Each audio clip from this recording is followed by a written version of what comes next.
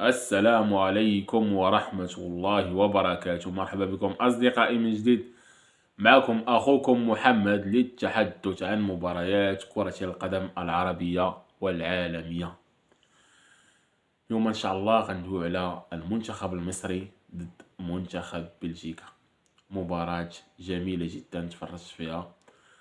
عجبوني الفراعنة، يعني منتخب الساجدين، اللي كنفضل الاسم ديال منتخب الساجدين. آه، الفراعنه كنقولها من ناحيه القصوحيه ديال المنتخب، لكن كيعجبني اللقب ديال منتخب الساجدين لله عز وجل. الحمد لله اليوم الماتش طمأن، نسبيا طمأن وليد الركراكي. يعني بلجيكا راه ماشي شي فرقه اللي كبيره بزاف، يعني تقدر تكون فرقه في المتناول. نقدروا بزاف، يعني نقدروا نسيطروا على الماتش ونقدروا نربحوا الماتش. هادشي اللي بينوا لينا المنتخب المصري اليوم امام منتخب بلجيكا. المنتخب المصري اليوم سيطر على المقابله. المنتخب المصري اليوم وصل عند كورتوا اكثر من مره. محمد صلاح تبارك الله كان في المستوى ديالو، رغم انه ما سجلش لكن قدم اسيستات، قدم بزاف د الحوايج زوينه في الماتش.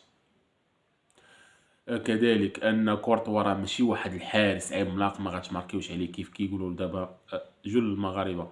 كورتوا مستحيل تماركي عليه. كورتوا كيدير بحال كتوصل يدو البوطو، كورتوا كيدير بحال كتوصل يدو البوطو. كورتوا راه ماشي شي شي حاجه خياليه. كورتوا كيبقى انسان، وكيبقى حتى هو كيدير اخطاء. والبيوت اللي تماركاو اليوم زوينين بزاف، بيت تماركا خارج مربع العمليات. يعني كورتوا باش تماركي عليه خارج مربع العمليات راه خاصك تكون لاعب كبير. لاعب مصري محمد مصطفى محمد، يعني تبارك الله عليه، الله يعطيه الصحة. كذلك تريزيجي ماركا الهدف الثاني. تريزيجي ماركا الهدف الثاني، عاد جات بلجيكا عاد ماركات الهدف الاول ديالها وخرج الماتش 2-0. كنقول ان المنتخب البلجيكي راه ماشي شي منتخب قوي. هادشي ما كيدلش على ان المنتخب المصري يعني غير مونديالي. المنتخب المصري حنا كاملين كنعرفوا القوه ديالو، كنعرفوا القوه ديالو في افريقيا. المنتخب المصري ما محظوظش بالنسبه لكاس العالم. المنتخب المصري الفريق العربي الوحيد اللي عنده تاريخ في الكره، ولكن في كاس العالم ما محظوظش. يعني كتجي حتى الدقيقه الاخيره وما كيتاهلش. الا جيتي تشوف جميع التصفيات ديال المنتخب المصري كتلقى كيتجاوز التصفيات، كتبقى ديك المقابله اللي كتأهل المونديال وكيخسر فيها. لا مونديال 2010 ديال جنوب افريقيا، لا مونديال ديال 2014 ديال البرازيل، لا مونديال ديال بزاف يعني المونديال ديال 2022 ديال قطر.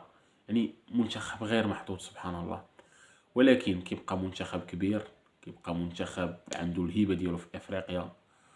وكيف كنقولوا عنده محمد صلاح، عنده تريزيجيه، عنده النني، عنده محمد مصطفى، عنده بزاف ديال اللعابه اللي كانوا كيستحقوا فعلا انهم يكونوا في كاس العالم، لكن قدر الله ما شاء فعل. هذه الكره يعني. وبصراحه اللي عجبني في الجمهور المصري انه تقبل داك الشيء بطريقه مزيانه. يعني تقبل ان الكره راه هي الكره، ما يمكنش يعني بحال دابا كنقولوا حنا ايطاليا اللي فازت باليورو ما كايناش في كاس العالم. يعني مساله عاديه، ولكن حنا ان شاء الله غنمثلوا المنتخب المصري والجمهور المصري، والجمهور المصري غيكون تابع لينا في جميع المباريات ان شاء الله وغيشجعنا. هادشي اكيد معروف على المنتخب المصري. ان شاء الله خوتي نتلاقاو في فيديو واحد اخر جديد من هنا لتما. كنخليكم على خير، الى اللقاء.